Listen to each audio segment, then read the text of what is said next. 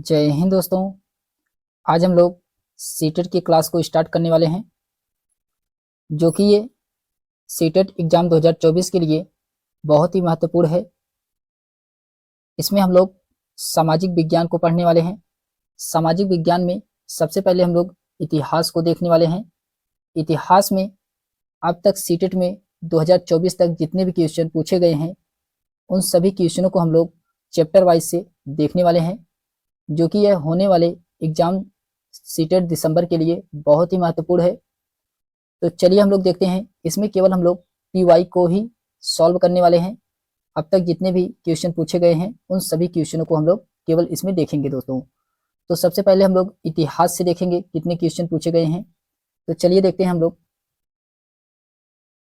तो इसमें पहला क्वेश्चन है कि कथन ए दिया गया है और कारण आर दिया गया है। कथन ए दिया गया है और कथन बी दिया गया है दोस्तों। तो इसमें कहा जा रहा है कथन ए में कि भारत में पुरापाषाण युग के दौरान शुतुरमुर्ग थे। तो भारत में पुरापाषाण युग के दौरान शुतुरमुर्ग थे, जो कि ये क्या है दोस्तों, कथन ए सही है। कथन ए इसका सही है। कथन बी में कहा जा रहा है कि महाराष्ट्र में बड़ी मात्रा में शुतुरमुर्ग के अंडे के छिलके मिले हैं, जिन पर चित्रांकन मिला है। तो ये भी क्या है दोस्तों, ये भी सही है। कथन ए भी सही है और कथन बी भी सही है।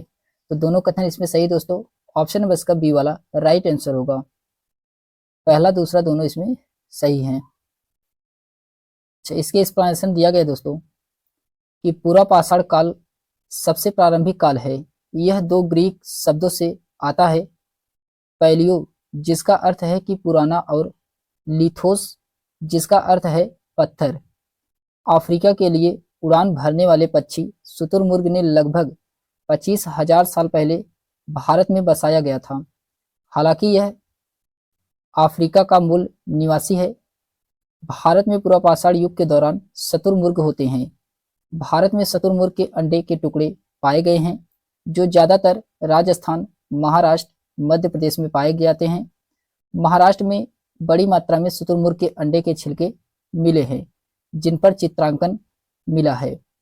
फिर उसके बाद आता है दोस्तों क्वेश्चन नंबर सेकंड है। क्वेश्चन नंबर सेकंड में कहा जा रहा है कि महापाषाणों के विषय में निम्नलिखित कथनों में से कौन सा कथन इसमें सही है। तो महापाषाण के संदर्भ बताना है इसमें से कौन सा कथन सही है।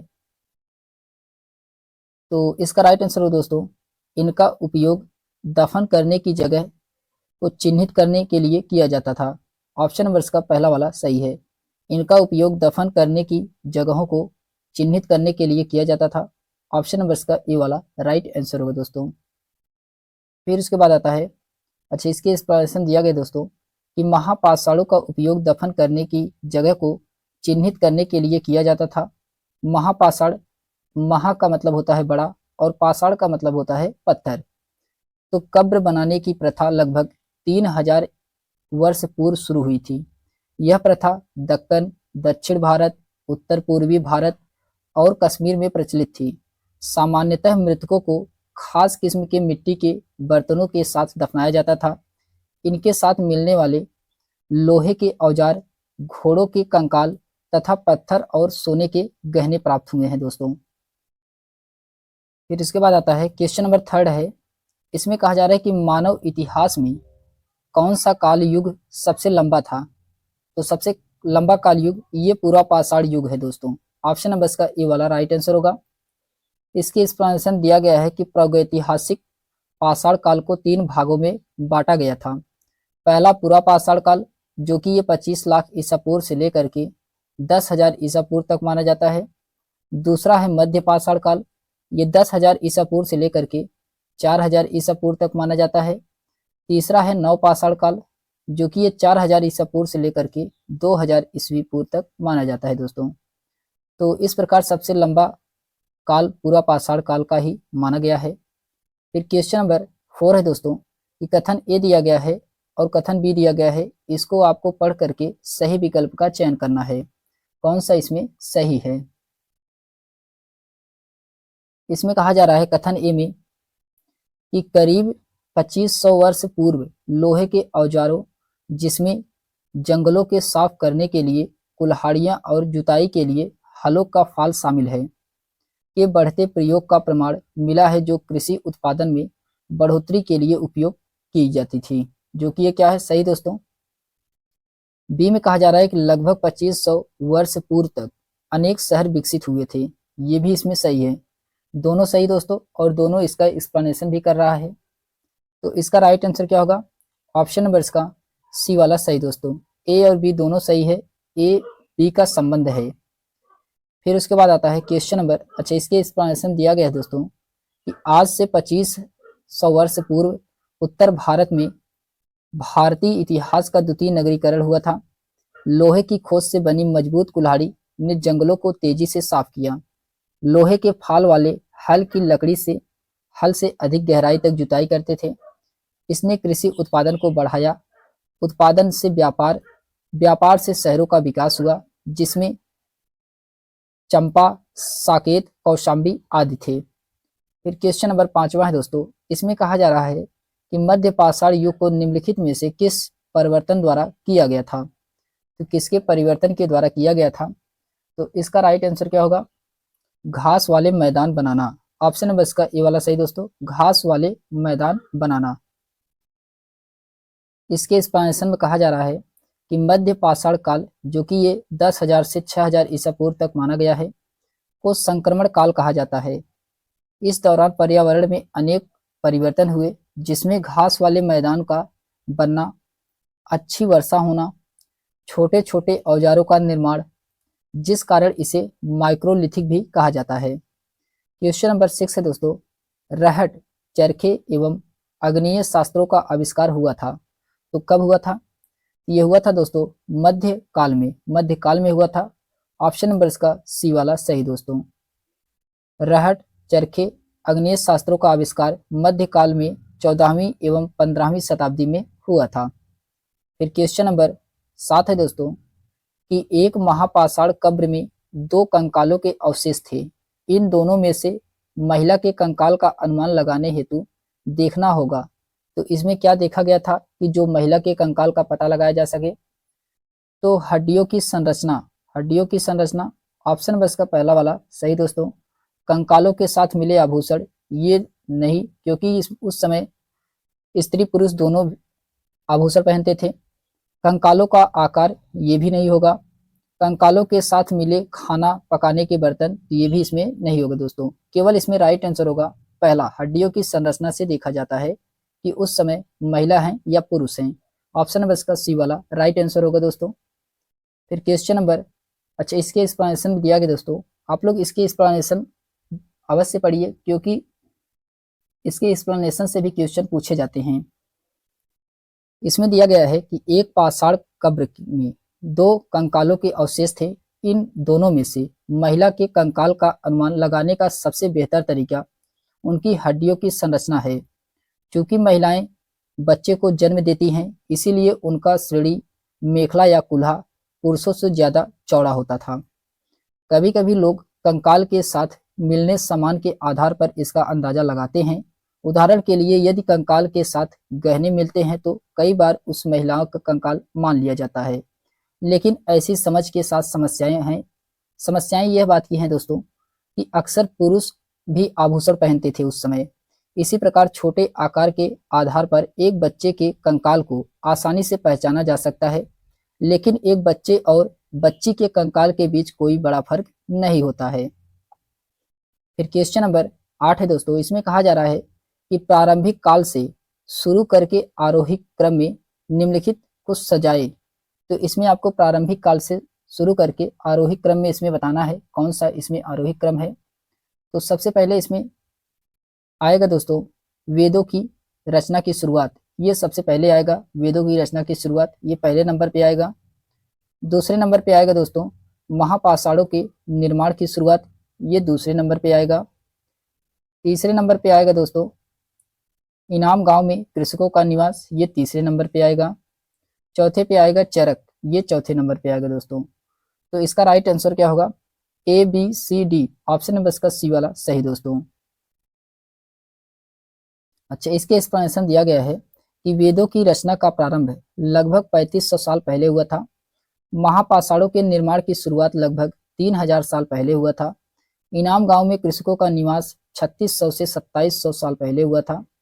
चरक लगभग 2000 साल पहले थी। क्वेश्चन नंबर 9 दोस्तों कि हाल ही के काल से शुरू करने आरोही क्रम या उल्टा में निम्नलिखित को सजाएं। तो इसमें आरोही क्रम में लिखना है या उल्टा में इसको सजाना है, कौन सा इसका राइट आंसर होगा। तो सबसे पहले इसमें क्या आएगा दोस्तों, तो इसमें लोहे के प्रयोग में बढ़ोतरी, नगर आहत सिक्के, ये 2500 वर्ष पहले आया था। फिर उपमहाद्वीप में लोहे के प्रयोग की शुरुआत, ये 3000 वर्ष पहले आया था दोस्तों। फिर इसके बाद आता है, इसमें कुछ इसका आंसर इसके कुछ ऊपर दिए गए हैं। फिर अर्कामेडू के पत्तन में बसना, अर्कामेडू पत्तन में बसना, ये 2200 से 1900 साल पहले आया था। फिर संगम साहित्य की संरचना की शुरुआत, ये हुआ था दोस्तों 2300 साल पहले। तो इसका राइट आंसर क्या होगा, C D A B, option number इसका ए वाला राइट आंसर होगा दोस्तों। क्वेश्चन नंबर, अच्छा इसके एक्सप्लेनेशन दिया गया दोस्तों कि अर्कामेडू पत्तन में बसना, ये 2200 साल से 1900 साल पहले तक था। संगम साहित्य की संरचना की शुरुआत 2300 साल पहले था। लोहे के प्रयोग से बढ़ोतरी, ये 2500 साल पहले था। उपमहाद्वीप में लोहे का प्रयोग 3000 साल पहले। फिर उसके बाद आता है क्वेश्चन नंबर 10 है दोस्तों कि हम यह आज कैसे जानते हैं कि पुरापाषाण युग में भारत में शुतुरमुर्ग होते थे। तो पुरापाषाण युग में भारत में शुतुरमुर्ग होते थे, आज हम लोग किस प्रकार से जानते हैं। तो इसमें क्या होगा कि महाराष्ट्र के पटने पुरास्थल से शुतुरमुर्ग के अंडे के अवशेष मिले हैं। तो ऑप्शन नंबर इसका पहला वाला ही राइट आंसर होगा दोस्तों। इसके एक्सप्लेनेशन दिया गया है कि भारत में पुरापाषाण युग के दौरान शुतुरमुर्ग होते थे। महाराष्ट्र के पटनीपुरा स्थल से शुतुरमुर्ग के अंडे के अवशेष मिले हैं। इनके कुछ सिक्कों पर चित्रांकन भी मिला है। इन अंडों से मनके बनाए जाते थे। क्वेश्चन नंबर 11 है दोस्तों, बीसीई का तात्पर्य क्या है। तो before common era, option number इसका पहला वाला सही दोस्तों। बिफोर कॉमन एरा का मतलब होता है बीसीई। फिर उसके बाद आता है, अच्छा इसके एक्सप्लेनेशन दिया गया दोस्तों, इसके एक्सप्लेनेशन दिया गया है कि बीसीई का तात्पर्य होता है before common era. BC Hindi में ईसवी पूर्व का तात्पर्य बिफोर क्राइस्ट होता है, ईसा पूर्व होता है। अंग्रेजी में एडी का मतलब होता है ईसवी होता है, इसका तात्पर्य एनो डोमनी होता है, जो दो लैटिन शब्दों से मिलकर बना है। इसका तात्पर्य होता है ईसा मसीह के जन्म के वर्ष से। कभी कभी एडी की जगह सीई तथा बीसी की जगह बीसीई का प्रयोग होता है। सीई अक्षरों का प्रयोग कॉमन एरा तथा बीसीई का प्रयोग बिफोर कॉमन एरा के लिए होता है दोस्तों। हम इन शब्दों का प्रयोग इसलिए करते हैं क्योंकि विश्व के अधिकांश देशों में अब इस कैलेंडर का प्रयोग सामान्यतः हो गया है। भारत में तिथियों के इस रूप का प्रयोग लगभग 200 वर्ष पूर्व आरंभ हुआ था। फिर क्वेश्चन नंबर 12 दोस्तों, मानव इतिहास में निम्नलिखित में से कौन सी अवधि काल सबसे लंबी है। तो ये पुरापाषाण काल, ऑप्शन नंबर इसका पहला वाला सही दोस्तों। इसके पहले हम लोगों ने देखा था, एक बार ये क्वेश्चन और पूछा गया है। इसके एक्सप्लेनेशन में दिया गया है कि पुरापाषाण काल की अवधि मानव इतिहास का सबसे लंबी है। यह प्राक ऐतिहासिक युग का समय है, जब मानव ने पत्थर के औजार बनाना सबसे पहले आरंभ किया। तो यह काल आधुनिक काल से 25 से 20 लाख साल पहले पूर्व से लेकर के 12,000 साल पूर्व तक माना जाता है। इस दौरान मानव इतिहास का 99% विकास इसी में हुआ था। इस काल के बाद मध्यपाषाण काल आता है। इसमें मानव खेती करना शुरू किया था। क्वेश्चन नंबर 13 है दोस्तों कि दिए गए कथनों ए और बी को पढ़िए और सही उत्तर का चयन करिए। ए दिया गया है और बी दिया गया है। मेहरगढ़ पाकिस्तान के बोलन दर्रे के पास एक उपजाऊ मैदान में स्थित है, जो कि क्या है दोस्तों, ये सही है, पहला वाला कथन इसका सही है। दूसरे में कहा जा रहा है कि यहाँ खेती और पशुपालन के साक्ष्य पाए गए हैं, ये भी सही दोस्तों, खेती और पशुपालन के साक्ष्य दोनों प्राप्त हुए हैं।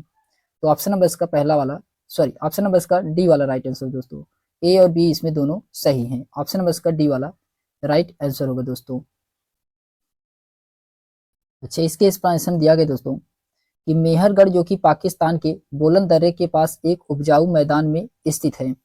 यह पुरातात्विक दृष्टि से एक महत्वपूर्ण स्थान है जहां नवपाषाण युग 7000 ईसा पूर्व से लेकर के 3300 ईसा पूर्व तक के बहुत अवशेष मिले हैं।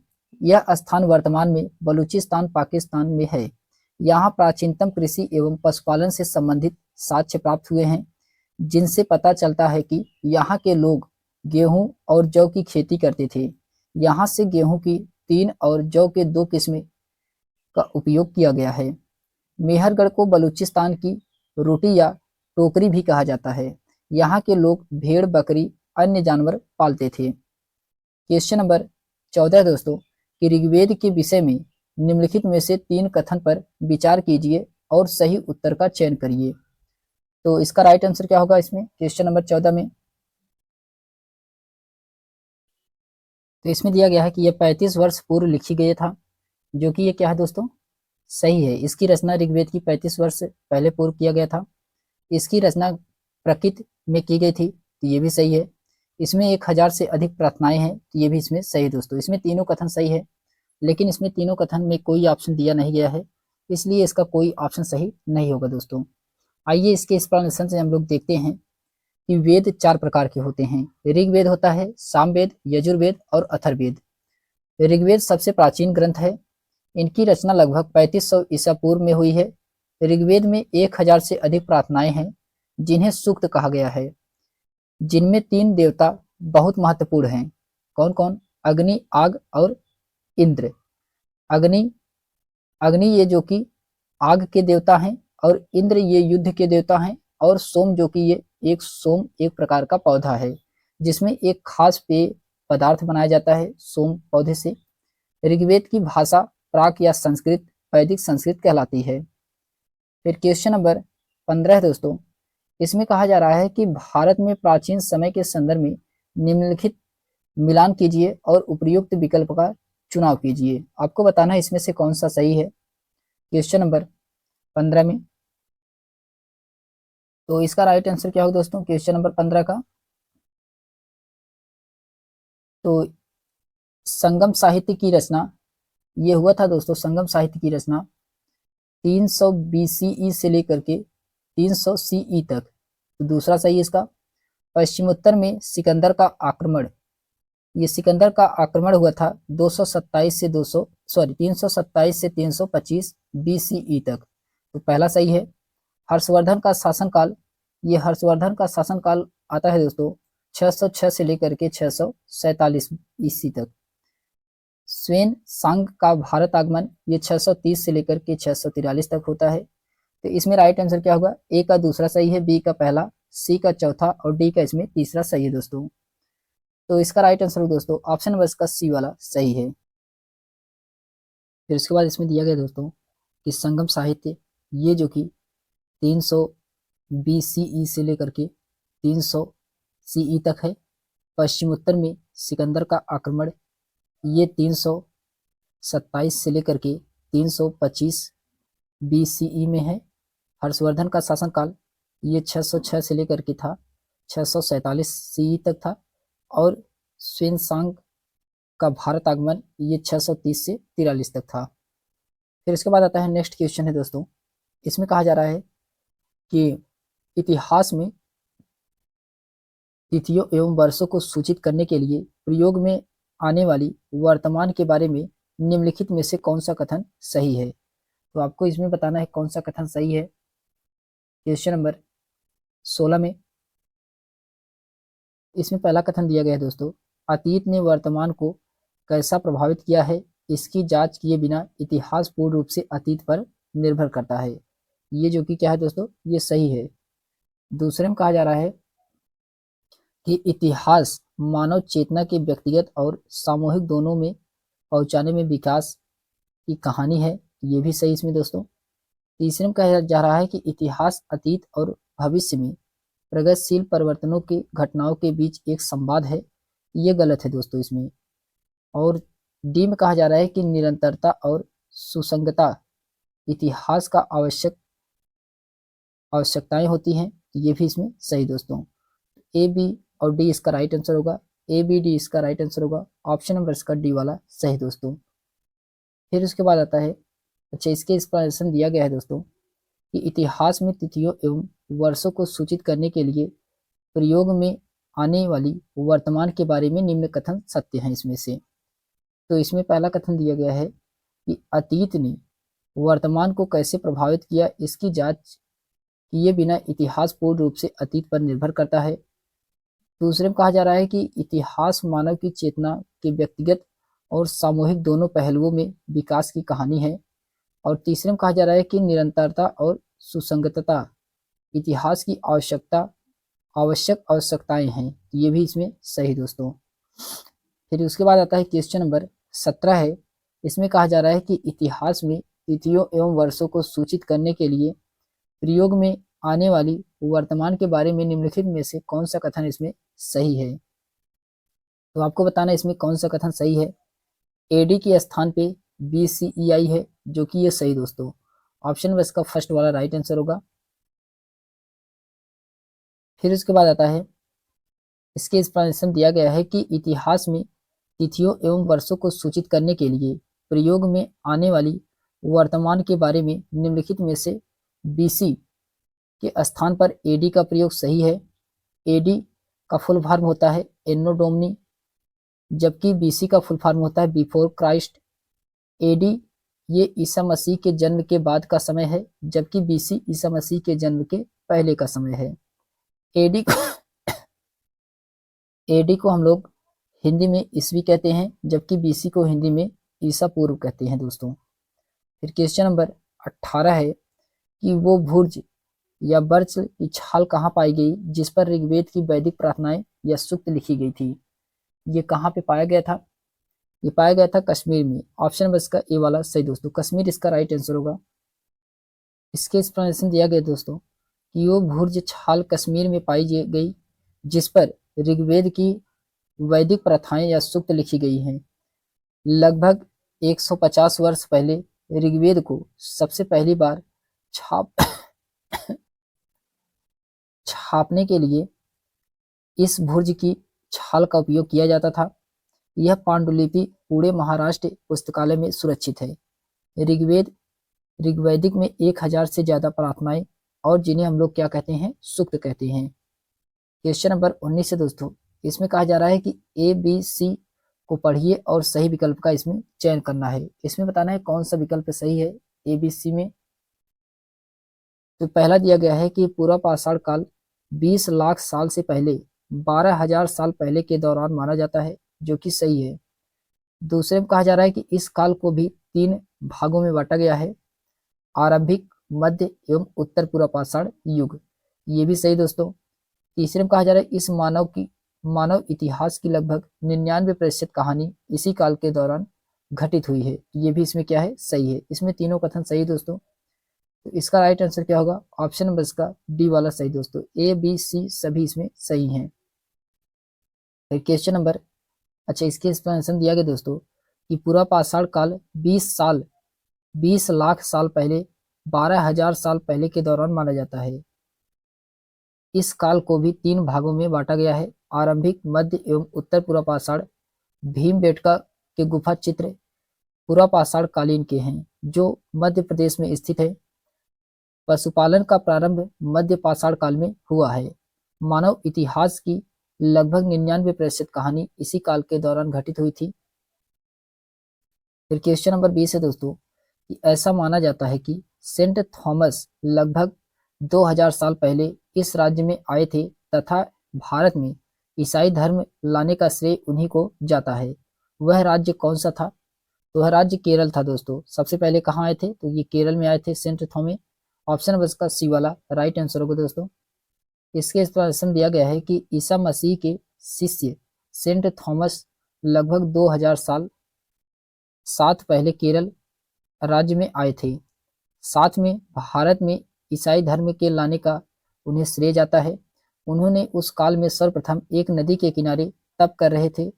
कुछ नमूद्री ब्राह्मणों को ईसाई धर्म की दीक्षा दी और उन्हें ईसाई बनाया। हालांकि इस बात पर कई विवाद है कि उन्होंने ऐसा किया कि या नहीं किया, यह भी कहा नहीं जा सकता। उन्होंने आदिवासियों को ईसाई बनाया था। इसके चलते आदिवासियों में बहुत रोष था। इस रोष के चलते चेन्नई शहर में एक माउंट पर 72 ईस्वी के संत थॉमस एक आदिवासी भील के भाले से मारे गए थे। उस पहाड़ को आजकल सेंट थॉम माउंट कहा जाता है। फिर क्वेश्चन नंबर 21 है दोस्तों। इसमें कहा जा रहा है कि निम्नलिखित वक्तव्यों ए और बी पर विचार करके इसमें सही उत्तर का चयन करना है। इसमें कौन सा सही है। क्वेश्चन नंबर 21 में इसमें बताना है कौन सा सही है। इसमें दिया गया है, वक्तव्य दिया गया है कि हिंदुस्तान शब्द का अर्थ समय के साथ विकसित होता गया, जो कि सही है दोस्तों। बी में कहा जा रहा है 13वीं शताब्दी में इसका आशय पंजाब, हरियाणा, गंगा यमुना के बीच स्थित इलाकों से था। 16वीं शताब्दी में इस शब्द का प्रयोग उपमहाद्वीप के भूगोल और संस्कृति का वर्णन करने के लिए किया गया था। ये दोनों सही दोस्तों, दोनों सही है और दोनों इसका सही व्याख्या कर रहा है। तो इसका राइट आंसर क्या होगा। ऑप्शन नंबर इसका पहला वाला सही दोस्तों। ए और बी दोनों सही हैं, बी ए का सही व्याख्या कर रहा है।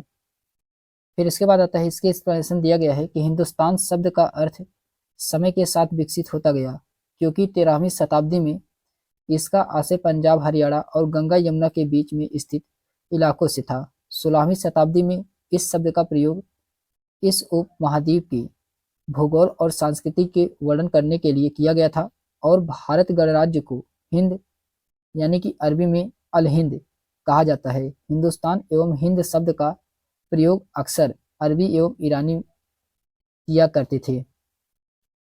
क्वेश्चन नंबर 22 है दोस्तों। इसमें कहा जा रहा है कि महापाषाण क्या चिन्हित करने के लिए खड़े किए गए। तो ये कब्रगाह के लिए। ऑप्शन नंबर इसका डी वाला सही दोस्तों, कब्रगाह के लिए। इसके एक्सप्लेनेशन दिया गया दोस्तों कि महापाषाण बड़े आकार के पत्थरों को कहा जाता था, जो शव को दफन करने की जगह पर लोगों द्वारा बड़े करीने से लगाए जाते थे।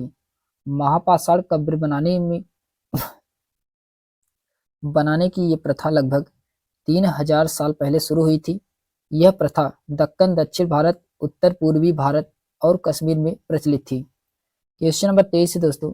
मैन्यूस्क्रिप्ट लैटिन भाषा से प्राप्त हुआ है, जिसमें मैन्यू का शब्द क्या होता है, यह हस्त या हाथ। ऑप्शन नंबर इसका बी वाला सही दोस्तों। अच्छा, इसके एक्सप्लेनेशन दिया गया दोस्तों कि अतीत की जानकारी हम कई तरह से प्राप्त करते हैं। इनमें से एक तरीका अतीत में लिखी गई पुस्तकों को ढूंढना और पढ़ना है। ये पुस्तकें हाथ से लिखी होने के कारण पांडुलिपि कही जाती है। अंग्रेजी में पांडुलिपि के लिए प्रयुक्त होने वाला शब्द जो कि मैन्यूस्क्रिप्ट है, ये लैटिन में मैन्यू से लिया गया है, जिसका अर्थ होता है हाथ। ये पांडुलिपियां ताड़पत्रों अथवा हिमालय क्षेत्रों में उगने वाले भोज नामक पेड़ की छाल से विशेष तरीके से तैयार भोजपत्र पर लिखी मिलती है। प्रायः ये पांडुलिपियां मंदिर और विहारों से प्राप्त होती हैं। इस प्रकार की पुस्तकों में राजाओं के जीवन, औषधियों तथा विज्ञान आदि के विषय में चर्चा मिलती है दोस्तों। फिर उसके बाद आता है आरंभिक समाज। आरंभिक समाज से देखते हैं हम लोग क्वेश्चन। फिर उसके बाद आता है दोस्तों चैप्टर नंबर 2 है कि प्रारंभिक समाज। प्रारंभिक समाज के बारे में हम लोग जानते हैं। इसमें से अब तक सीटेट में जितने क्वेश्चन पूछे गए हैं उन सभी क्वेश्चनों को हम लोग देखने वाले हैं। इसमें पहला क्वेश्चन है प्रारंभिक समाज में कि निम्नलिखित कथनों में से कौन सा उपनिषद के संदर्भ में सही है। तो आपको उपनिषद के संदर्भ में कौन सा सही है इसको बताना है। तो ऑप्शन नंबर इसका बी वाला राइट आंसर होगा दोस्तों। उपनिषद का शाब्दिक अर्थ होता है कि गुरु के समीप बैठना, ये जो कि उपनिषद का शाब्दिक अर्थ होता है। ऑप्शन नंबर इसका बी वाला राइट आंसर होगा दोस्तों। फिर उसके बाद आता है, इसके एक्सप्लेनेशन दिया गया है दोस्तों कि उपनिषद का शाब्दिक अर्थ है गुरु के समीप बैठना, जो कि उपनिषद के संदर्भ में सही है। वैदिक साहित्य के विकास के अंतिम चरण में उपनिषद ग्रंथ आते हैं, इसी कारण इन्हें वेदांत भी कहा जाता है। इसमें दर्शन शास्त्र की विवेचना हुई है। यद्यपि यह शास्त्र यत्र तत्र पहले भी संहिताओं और आरण्यकों में आ चुका है। उपनिषद दर्शन पर आधारित पुस्तक है, जिसमें प्रथम बार मोक्ष की चर्चा मिलती है। तो सबसे पहले प्रथम बार मोक्ष की चर्चा कहाँ पे मिलती है, तो ये उपनिषद में मिलती है।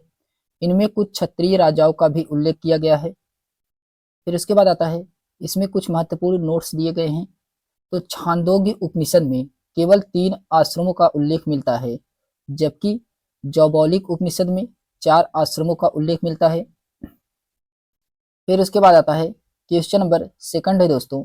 इसमें कहा जा रहा है कि एक पितृसत्तात्मक समाज वह होता है जहाँ पे क्या होता है, तो पितृसत्तात्मक समाज किसे कहते हैं, तो जहाँ पे दोस्तों महिलाओं को विभिन्न तरीकों से भेदभाव और उत्पीड़न का सामना करना पड़ता है, वहां पे पितृ समाज का उद्भव होता है। ऑप्शन नंबर का सी वाला सही दोस्तों।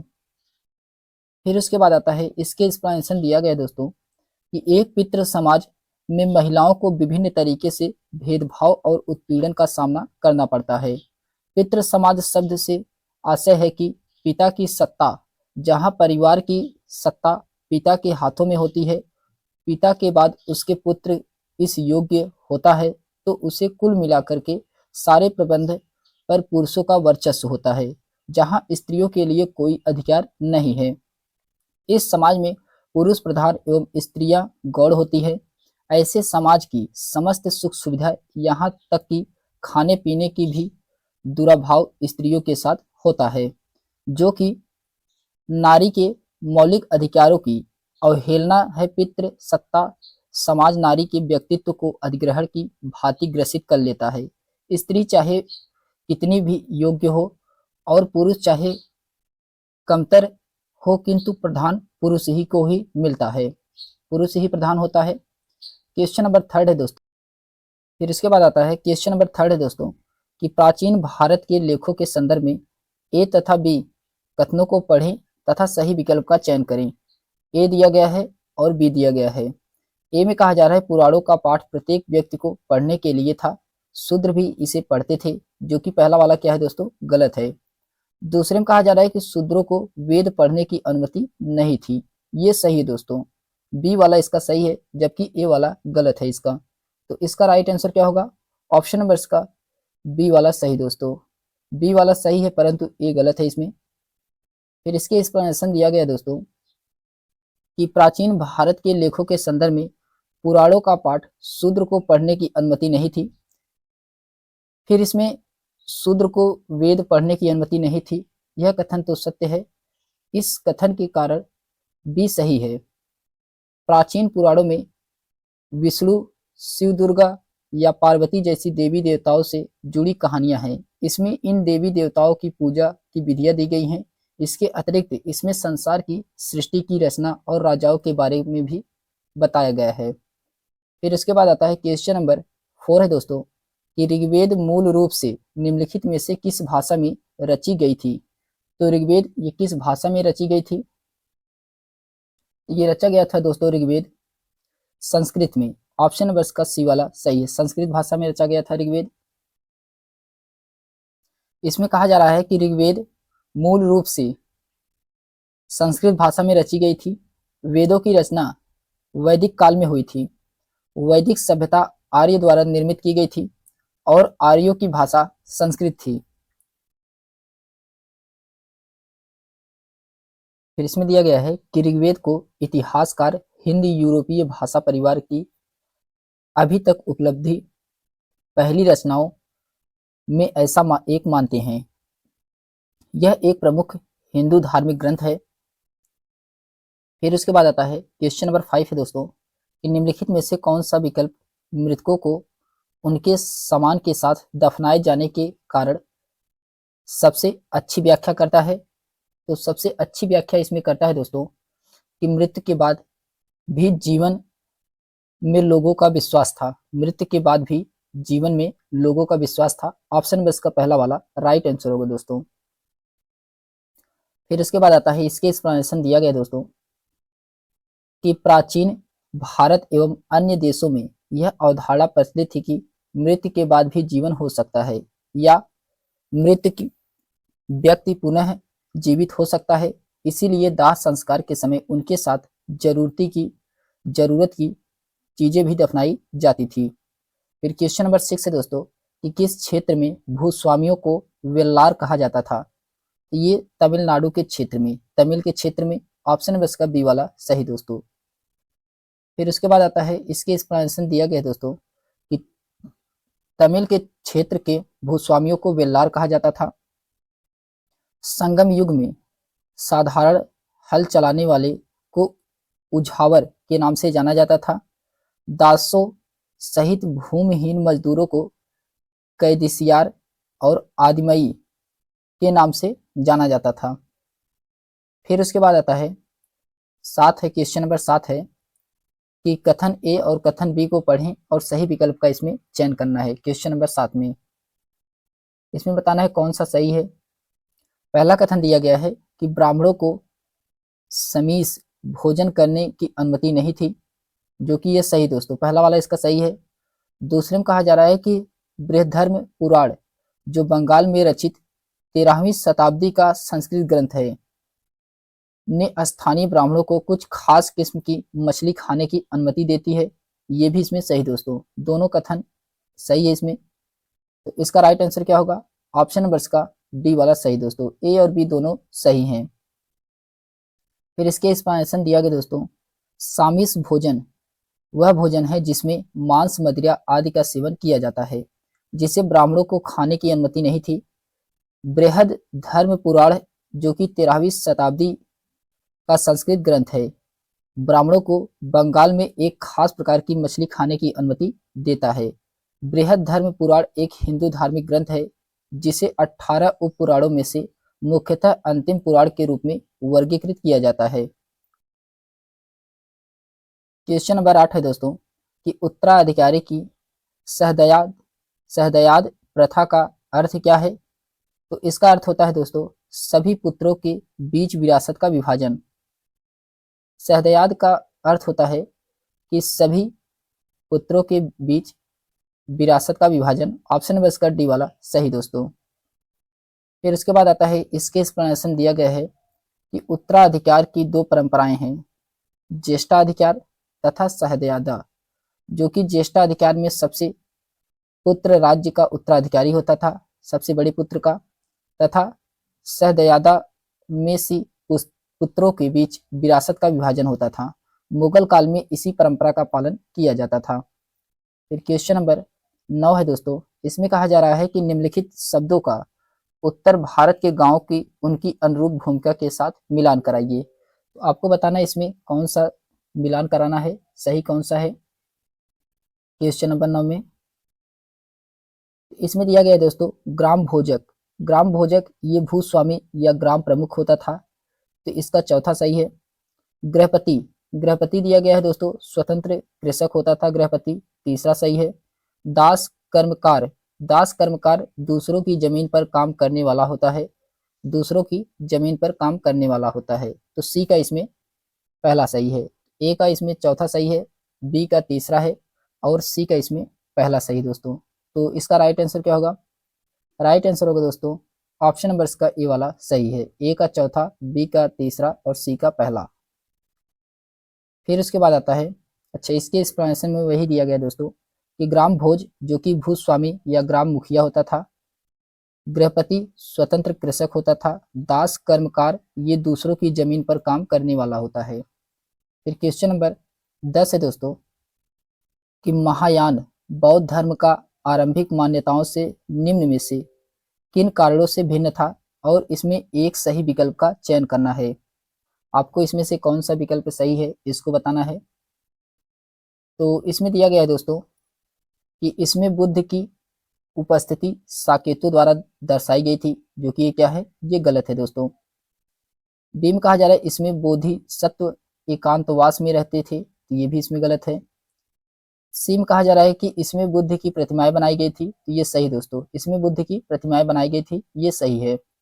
डी में कहा जा रहा है कि बोधिसत्व अन्य लोगों को शिक्षा देने के लिए सांसारिक परिवेश में रम गए, तो ये भी इसमें सही दोस्तों। सी और डी इसमें दोनों सही है, ऑप्शन नंबर इसका सी वाला सही दोस्तों, सी और डी इसका राइट आंसर होगा। फिर उसके बाद आता है, इसके एक्सप्लेनेशन दिया गया दोस्तों कि महायान जो कि ये बौद्ध धर्म की आरंभिक मान्यताओं में से बुद्ध की प्रतिमाएं बनाई गई थी। बोधिसत्व अन्य लोगों को शिक्षा देने के लिए सांसारिक परिवेश में रम गए। महायान भी आरंभिक मान्यताओं से भिन्न था तथा दूसरा परिवर्तन बोधिसत्व में आस्था लेकर आया। बोधिसत्व उन्हें कहते हैं जो ज्ञान की प्राप्ति के बाद एकांतवास करते हुए ध्यान साधना करते थे। कुषाणों का सबसे प्रसिद्ध राजा कनिष्क था। उसने एक बौद्ध परिषद का गठन किया जिसमें एकत्र होकर विद्वान महत्वपूर्ण विषयों पर विचार विमर्श करते थे। इसी समय बौद्ध धर्म की एक नई धारणा महायान का विकास हुआ। फिर क्वेश्चन नंबर 11 है कि ऋग्वैदिक काल के विषय में निम्नलिखित में से कौन सा कथन सत्य है। आपको बताना है कि ऋग्वैदिक काल के विषय में इसमें बताना है कौन सा कथन सत्य है क्वेश्चन नंबर 11 में। तो इसमें सत्य कथन को बताना है। पहला कथन दिया गया है कि कोई स्थानीय सेना नहीं होती थी, जो कि सही है पहला वाला। दूसरे में कहा जा रहा है कुछ प्रार्थनाओं की रचना महिलाओं ने की थी, तो ये भी सही है। बी वाला भी इसका सही है। ए और बी इसमें दोनों सही है। फिर उसके बाद आता है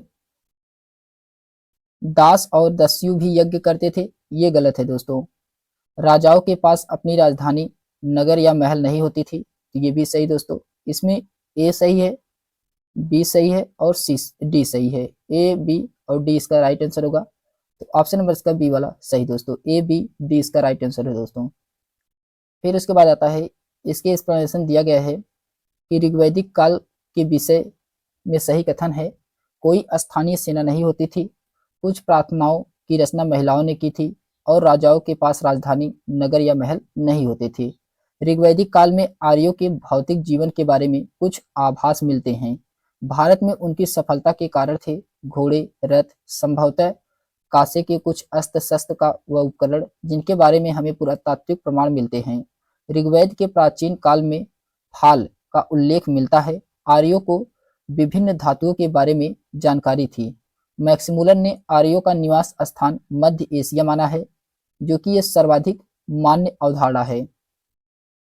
फिर क्वेश्चन नंबर 12 है कि ज्येष्ठा अधिकार का क्या अर्थ होता है। तो ज्येष्ठा अधिकार का अर्थ होता है दोस्तों, ज्येष्ठ पुत्र अपने पिता के राज्य का उत्तराधिकारी होता है। ऑप्शन नंबर इसका पहला वाला सही दोस्तों।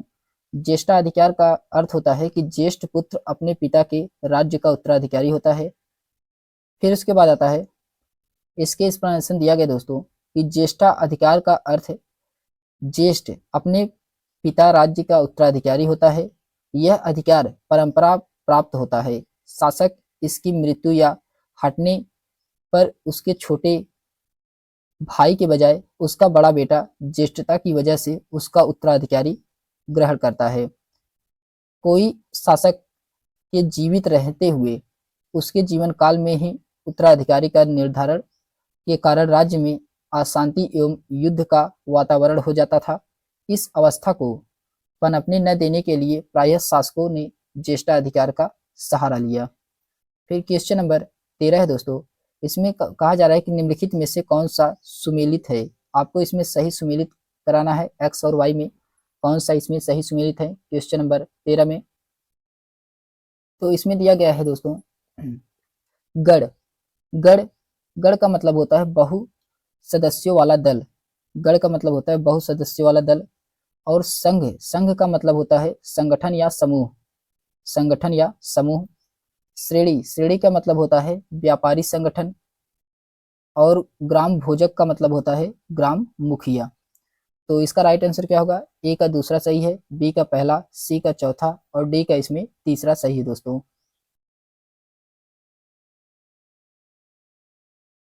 ऑप्शन नंबर इसका ए वाला सही होगा दोस्तों। ऑप्शन नंबर इसका ए वाला राइट आंसर होगा। फिर उसके बाद आता है, अच्छा इसके एक्सप्लेनेशन में दिया गया दोस्तों कि गढ़, गढ़ जो बहुत सदस्यों वाला दल होता था। संघ, संगठन का समूह होता था। श्रेणी, ये व्यापारिक संगठन होती थी। ग्राम भोजक, ये ग्राम मुखिया होते थे। फिर उसके बाद आता है क्वेश्चन नंबर 14 है दोस्तों कि वर्ण क्रम पर निम्नलिखित कथनों में ए और बी को पढ़िए और इसमें सही विकल्प का चयन करना है ए और बी में। तो इसमें दिया गया है, ए में कहा जा रहा है कि उत्तर वैदिक काल में ब्राह्मणों ने लोगों को 4 वर्गों में विभाजित किया जिन्हें वर्ण कहा जाता है, और यह विभाजन पदानुक्रम और निचले वर्णों के विरुद्ध भेदभाव पर आधारित था, जो कि सही है। बी में कहा जा रहा है कई लोगों ने ब्राह्मणों द्वारा बनाई गई स्वर्ण व्यवस्था को स्वीकार नहीं किया, तो ये भी सही दोस्तों। ए और बी दोनों सही हैं और इसका सही एक्सप्लेनेशन भी कर रहा है, तो ऑप्शन नंबर इसका सी वाला सही दोस्तों। ए और बी इसमें दोनों सही है, बी का कारण ए है। फिर उसके बाद आता है, अच्छा इसके एक्सप्लेनेशन दिया गया है कि उत्तर वैदिक काल में समाज 4 वर्गों में विभाजित था, ब्राह्मण, क्षत्रिय, वैश्य और शूद्र। यह विभाजन पदानुक्रम तथा भेदभाव पर आधारित था। वर्ण की उत्पत्ति संस्कृत के वृ धातु से हुई है, जिसका अर्थ है कि वर्ण करना या चुनना।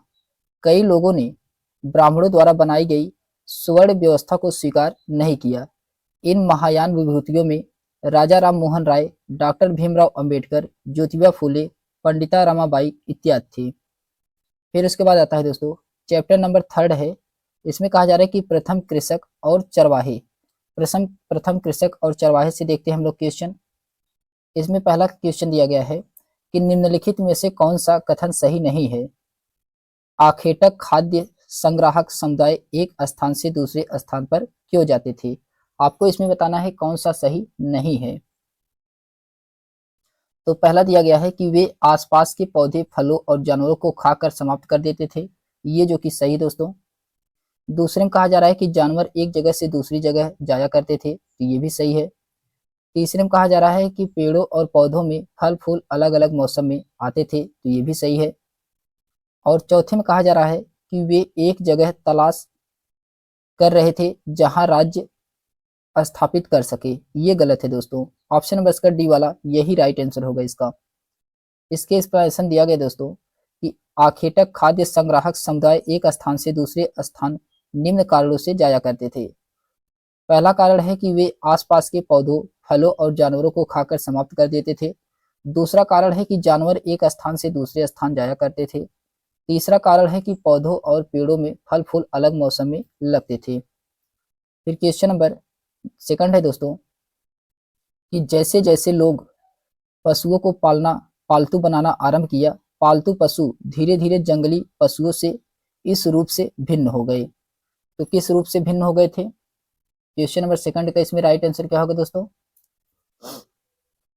पहला दिया गया है कि उसके दांत छोटे हो गए, जो कि सही है। दूसरा में कहा जा रहा है उसकी सींग छोटी हो गई, तो ये भी सही है। दोनों इसमें कथन सही दोस्तों। ऑप्शन नंबर इसका सी वाला राइट आंसर होगा। ए और बी इसमें दोनों सही हैं। फिर उसके बाद आता है इसके एक्सप्लेनेशन दिया गया दोस्तों कि जैसे जैसे लोगों ने जानवरों को पालतू बनाना आरंभ किया, वैसे वैसे उनके शरीर छोटे सींग की बनावट के बदलाव होने लगे। दांत उनके छोटे होते गए, उनके बाल भी छोटे हो गए और उनके स्वभाव में भी परिवर्तन आने लगा था। फिर क्वेश्चन नंबर 3 है दोस्तों कि निम्नलिखित में से कौन सा आखेटक खाद्य संग्राहक के एक स्थान से दूसरे स्थान की ओर घूमते रहने का कारण नहीं था। ये कौन सा नहीं था दोस्तों। ये था संसाधनों के लिए अन्य आखेटक खाद्य संग्राहक समूहों से संघर्ष करना। ऑप्शन नंबर का सी वाला राइट आंसर होगा दोस्तों। ऑप्शन नंबर का सी वाला सही है। फिर इसके बाद आता है इसके एक्सप्लेनेशन दिया गया है कि पाषाण काल के प्रारंभिक अवस्था में मानव का जीवन जंगल यानी कि वन तथा जानवरों पर आधारित था, जिसके कारण उनका स्थानांतरण एक स्थान से दूसरे स्थान पर होता था। प्रारंभिक अवस्था में मानव सामाजिकता नहीं थी, वह व्यक्तिगत अकेला रहता था। सामाजिक न होने से समूह का अभाव था, अतः समूह संघर्ष मानव घूमने का कारण नहीं था। फिर क्वेश्चन नंबर 4 है दोस्तों कि मनुष्य ने कुछ क्षेत्रों में लगभग 8000 वर्ष पहले गांव में रहना आरंभ किया। निम्नलिखित में से वे किस क्षेत्र से कौन से थे। तो वे सुलेमान और कीथर पहाड़ी थे। सुलेमान और कीथर पहाड़ी से थे। ऑप्शन नंबर का बी वाला सही दोस्तों। इसके एक्सप्लेनेशन दिया गया है कि सुलेमान तथा कीथर पहाड़ियों की खोज पुरातत्वविदों द्वारा की गई थी, जो लगभग 8000 ईसा पूर्व मानव निवास की स्थिति को दर्शाता है। वर्तमान में यह स्थल क्रमशः पाकिस्तान तथा अफगानिस्तान में स्थित है। मेहरगढ़ यहीं स्थित था जहां पर प्राचीन मानव बस्ती के प्रमाण पाए गए थे। यहाँ से नवपाषाण काल तथा हड़प्पा काल के साक्ष्य भी प्राप्त होते हैं। फिर क्वेश्चन नंबर 5 है दोस्तों कि 5वीं एवं 6वीं शताब्दी वर्तमान के तमिलनाडु में बड़े स्तर पर खेती करने के लिए यह आवश्यक था कि क्या करते थे, सिंचाई के लिए तटबंधों का निर्माण होता है। ऑप्शन नंबर इसका ए वाला सही दोस्तों, सिंचाई के लिए तटबंधों का निर्माण हो, ऑप्शन नंबर इसका पहला वाला सही है।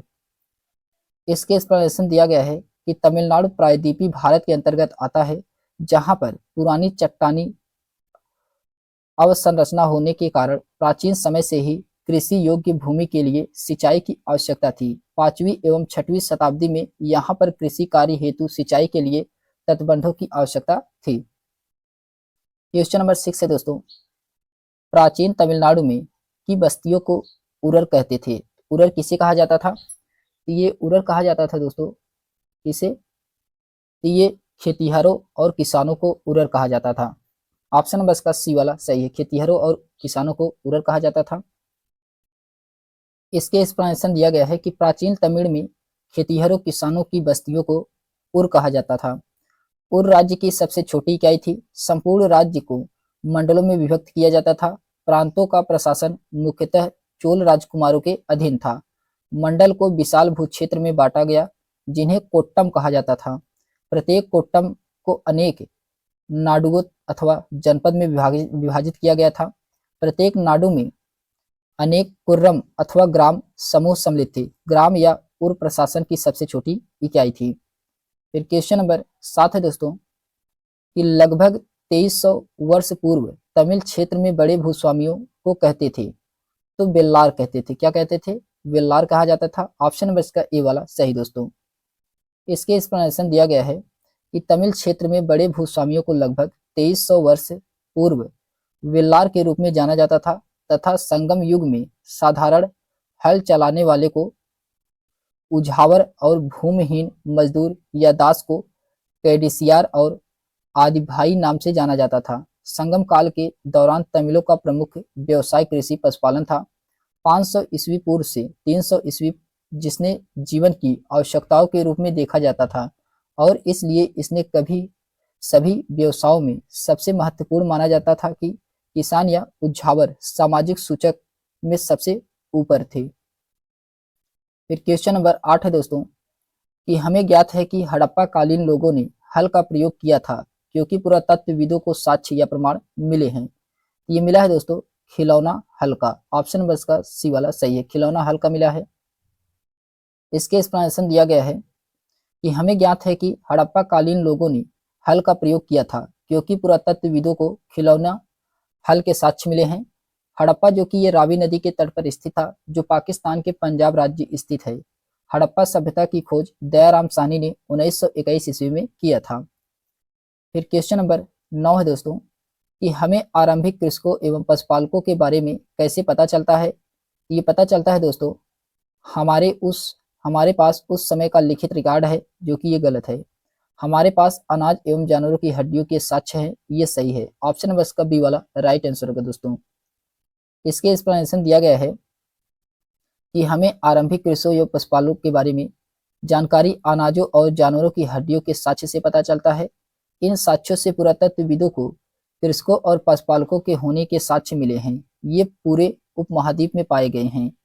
इनमें सबसे महत्वपूर्ण पश्चिमोत्तर क्षेत्र में, आधुनिक कश्मीर में और पूर्वी तथा दक्षिण भारत में पाए गए हैं।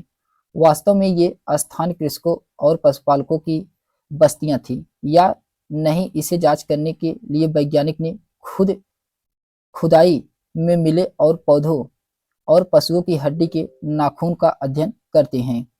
और इसमें दिया गया है कि उपमहाद्वीप के विभिन्न इलाकों में गेहूं, जौ और धान प्राकृतिक रूप से उगने लगे थे। बाद में महिलाओं और पुरुषों ने इसे इकट्ठा किया।